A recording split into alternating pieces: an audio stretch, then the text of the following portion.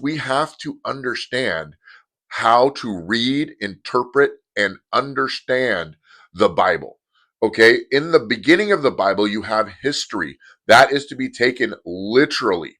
Okay, this is a person that lived, this is what they did, this is the actual facts about the history. Okay, when you read a prophetic book, you're to read that prophetically, you're to read that in an allegorical type of understanding, you're to understand those things in kind of a not a loose context, but a context that might have multiple meanings and deeper meanings. And it's important that you understand when and where to read that. History is literal. Prophecy is prophetic. Now, teaching, when Jesus teaches, he uses allegories, he uses parables to teach. In other words, he's using fictitious stories to teach a lesson about the real world, about real life. He's taking something spiritual and he's making it applicable to the natural world. And it's very important to understand that.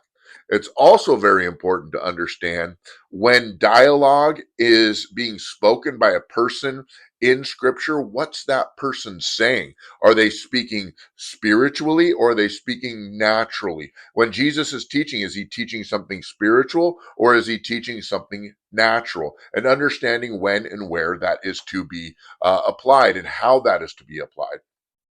Understanding the New Testament, you have to understand who wrote the books. You have to understand that Paul wrote many of the books. Paul wrote the epistles, and then Peter wrote the epistles, and John wrote some epistles. And it's important to know who wrote it and to where. And once we can kind of uncover that, we can cross reference, so to speak, the different aspects of scripture so we can understand it fully. You can't fully understand the book of Revelation, which is an epistle, without understanding the book of Genesis, which was written thousands of years prior by Moses. So you have to understand each and every one of the parts of the Bible in context. And when you do that and you understand the cultural surroundings, you will not be misled by your own emotions or your own type of thinking. Now, to talk about this Vinnings Lake Church, whenever you go to look for a church, the first thing you need to do is you need to go to their About Me page or About Us page. You look at their mission statement.